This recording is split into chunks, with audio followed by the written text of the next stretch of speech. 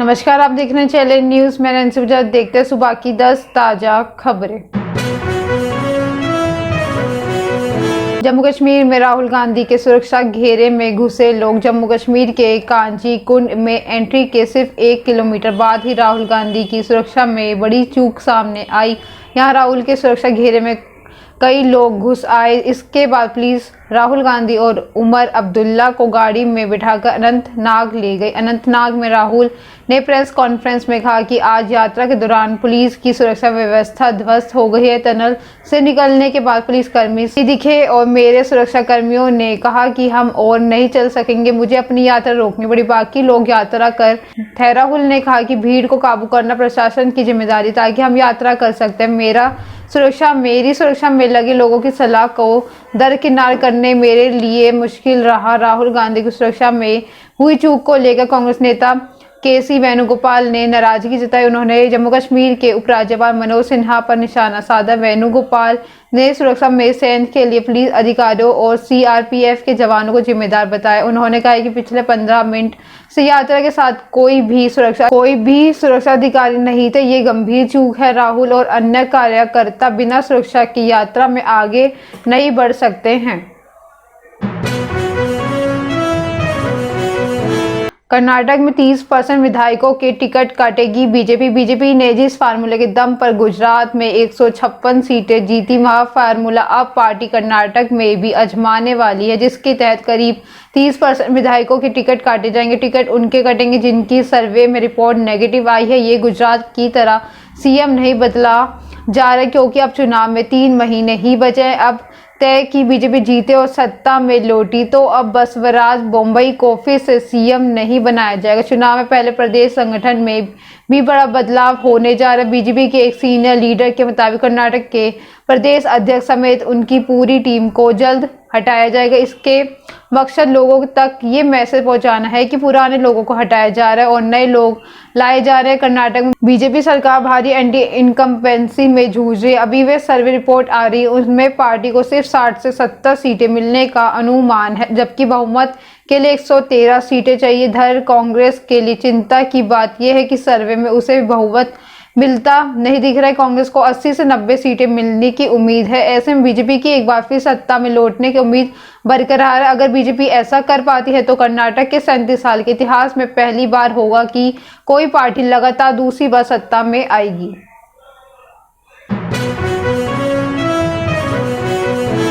BBC documentary पर Delhi university में हंगामा। गुजरात दंगों पर बनी बीबीसी की डॉक्यूमेंट्री द मोदी क्रिएशन की स्क्रीनिंग को लेकर शुक्रवार को दिल्ली यूनिवर्सिटी के छात्रों पर पुलिस में थन गई। छात्रों को कहना है कि हम ये डॉक्यूमेंट्री देखना चाहते हैं, पुलिस हमें देखने नहीं दे रही। इसमें कुछ छात्रों को हिरासत में लिया है। पुलिस का कहना है कि प्रतिबंधित डॉक्यूमेंट्री है। यूनिवर्सिटी के आर्ट्स फैकल्टी के पास धारा 144 लागू। ये भीड़ जमा नहीं होने दी जाएगी। 24 जनवरी जवाहरलाल नेहरू यूनिवर्सिटी JNU में भी इस डॉक्यूमेंट्री को सामूहिक रूप से देखने की कोशिश की गई। इस पर यूनिवर्सिटी प्रशासन ने रात को स्टूडेंट्स यूनियन के ऑफिस में आसपास की बिजली काट दी। इस पर हंगामा हो गया। यूनियन के छात्रों ने कुछ देर बाद आरोप लगाया कि उन पर पथराव किया गया। ये अभी पुलिस पर तैनात है। 25 जनवरी दिल्ली के जामिया मिलिया इस्लामिया यूनिवर्सिटीज में लेफ्ट छात्र संगठन SFI students federation of India ने बीबीसी डॉक्यूमेंट्री की स्क्रीनिंग करने का ऐलान किया। यूनिवर्सिटीज प्रशासन ने रोका तो कैंप्स में जमकर हंगामा हुआ। पुलिस ने 13 स्टूडेंट्स को हिरासत में लिया। 26 जनवरी हैदराबाद यूनिवर्सिटीज में students federation of India SFI ने 400 से अधिक छात्रों को विवादित डॉक्यूमेंट्री दिखाई। जवाब में RSS के स्टूडेंट्स विंग और ABVP कार्यकर्ताओं ने यूनिवर्सिटी कैंप्स में द कश्मीर फाइल्स फिल्म की स्क्रीनिंग की। SFI डॉक्यूमेंट्री स्क्रीनिंग से जुड़ी एक तस्वीर भी सोशल मीडिया पर पोस्ट की। इसके कैप्शन में लिखा है कि ABVP के कार्यकर्ताओं ने हंगामा करने की कोशिश की, लेकिन हमने उन्हें कामयाब नहीं होने दिया।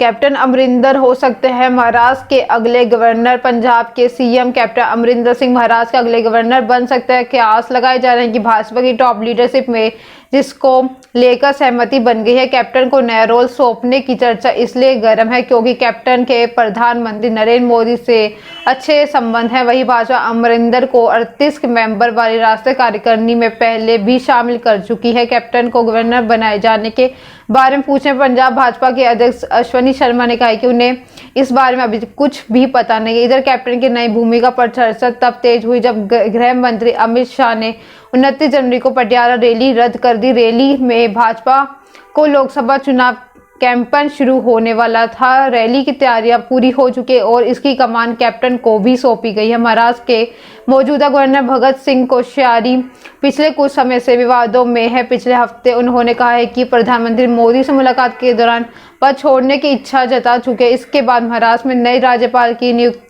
तय मानी जा रही। आर्मी रिटायर्ड कैप्टन अमरिंदर अपनी पार्टी पंजाब लोक कांग्रेस PLC का भाजपा में विलय कर चुके हैं।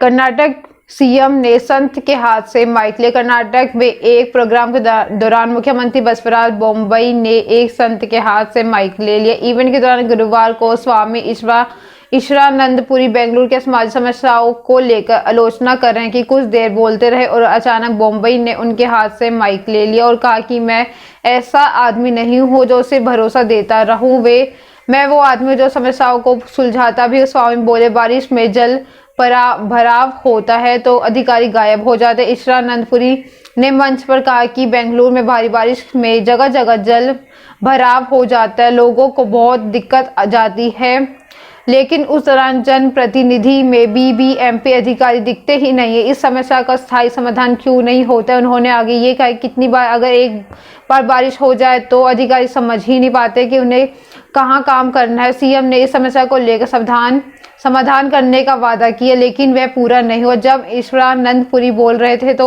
उस मंच पर मुख्यमंत्री उनके बगल में बैठे थे। स्वामी ने जैसे ही समस्या पर बात करना शुरू किया तो सीएम ने तुरंत हाथ से माइक ले लिया। उनके आरोपों को जवाब देते हुए सीएम बोले, जल भराव को लेकर सिर्फ वादा ही नहीं किया जाता बल्कि इसको लेकर प्रोजेक्ट मंजूर हो चुका है और फंड भी आ गया। बोम्मई ने आगे कहा है कि सिर्फ वादे करने में सीएम नहीं होता, वादा करता हूँ तो उसका पूरा भी करता हूँ, नहीं तो मैं वचन नहीं देता।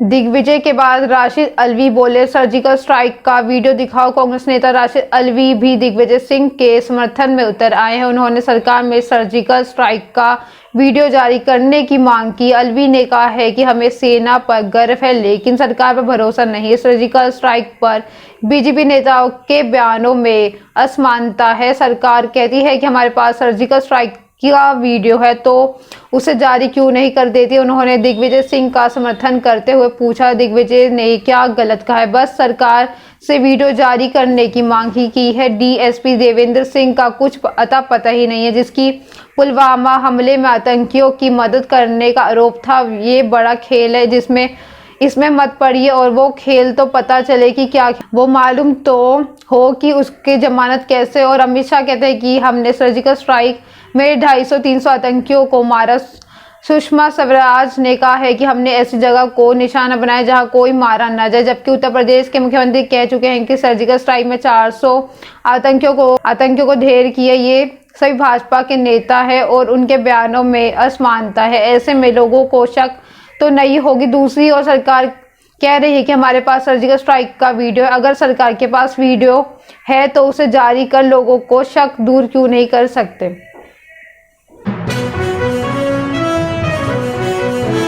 मिशन 2024 के लिए बीजेपी की मजबूरी बना राम रहीम। हरियाणा के सिरसा से डेरा सच्चा सौदा चीफ राम रहीम को पैरोल देना भाजपा की मजबूरी बन चुका है, जिसकी वजह से अगले साल हो रहे विधानसभा और लोकसभा चुनाव में राम रहीम को 14 दिन में चौथी बार पैरोल मिली। इस बार तो वे पौने 2 महीने में ही फिर 40 दिन की पैरोल पर 21 जनवरी को बाहर आ गए हैं। यही नहीं, भाजपा के बड़े नेता भी लगातार राम रहीम के दरबार में नतमस्तक हो रहे। राम रहीम के सत्संग में भाजपा नेताओं की कतार लग रही। पिछली बार पैरोल में हरियाणा के डिप्टी स्पीकर रणबीर गंगवा के अलावा हिमाचल के तत्कालीन मंत्री विक्रम ठाकुर भी सत्संग में माथा टेकते नजर आए। इसके अलावा भाजपा के मेयर समेत कई नेता ऑनलाइन राम रहीम से जुड़े हैं। इस पर पैरोल मिलने के बाद राम रहीम ने सफाई अभियान शुरू किया तो हरियाणा के सीएम मनोहर लाल, ओएसडी कृष्ण बेदी, राज्यसभा सांसद कृष्ण पवार, फरीदाबाद विधायक सीमा तिखरा, पानीपत विधायक प्रमोद विज, गुल्हा चीका विधायक कुलवंत बाजीगर की बहू सहित हरियाणा के भाजपा विधायक राम रहीम के ऑनलाइन आशीर्वाद लेने पहुंच गए।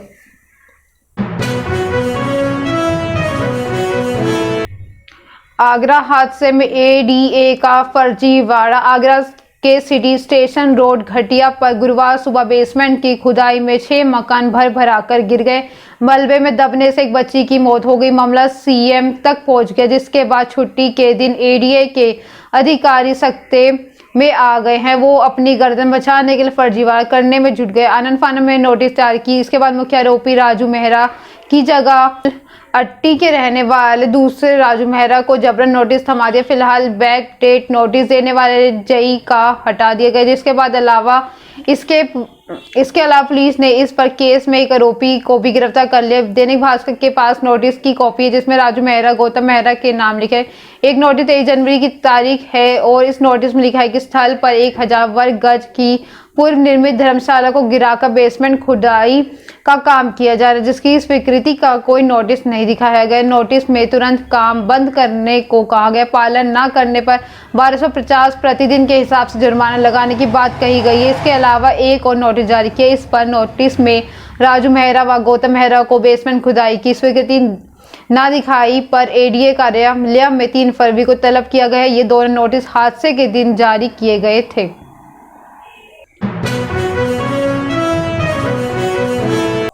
Bharat under 19 women's T20 world cup के फाइनल में। भारतीय लड़कियों ने under 19 women's T20 world cup के फाइनल में प्रवेश कर लिया। भारतीय टीम ने शुक्रवार को न्यूजीलैंड को 8 विकेट से हरा दिया है। अब फाइनल में उसका सामना इंग्लैंड और ऑस्ट्रेलिया के विजेता टीम से होगा।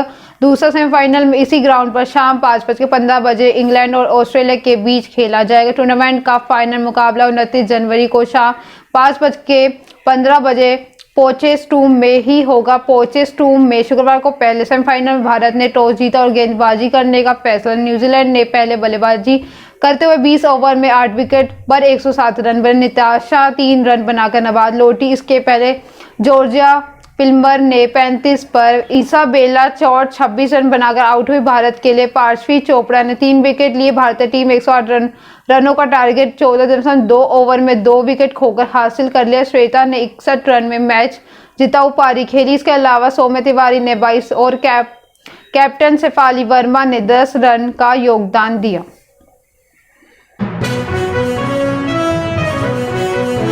पठान की रिकॉर्ड तोड़ कमाई, दूसरे दिन 68 करोड़ कमाए। शाहरुख खान की पठान की रिकॉर्ड तोड़ कमाई का सिलसिला दूसरे दिन भी जारी है। 26 जनवरी को फिल्म 68 करोड़ रुपए का कलेक्शन किया है। रिलीज के दूसरे दिन इतनी कमाई करने वाली ये पहली बॉलीवुड फिल्म है। तमिल और तेलुगु के आंकड़े मिला जाए तो ये फिल्म कुल सेकेंड डे कलेक्शन 72.5 करोड़ रुपए हो गए हैं। घरेलू बॉक्स ऑफिस पर 2 दिनों में फिल्म की कुल कमाई 129 करोड़ हो गई है। पहले दिन 55 करोड़ का कलेक्शन में पठान बॉलीवुड की सबसे बड़ी ओपनिंग वाली फिल्म बन गई है। वर्ल्ड वाइड कमाई देखें तो पठान ने 2 दिन में 220 करोड़ से ज्यादा की कमाई कर ली है। फिल्म समीक्षकों की माने तो पठान अगर ऐसी ही कमाई करती रही तो आने वाले दिनों में कई बड़े रिकॉर्ड्स को भी तोड़ देगी। ये थी सुबह की 10 ताज़ा खबरें। ऐसे अपडेट्स के लिए बने रहे हमारे चैनल को लाइक करें, कमेंट करें एंड सब्सक्राइब करना ना भूलें। धन्यवाद।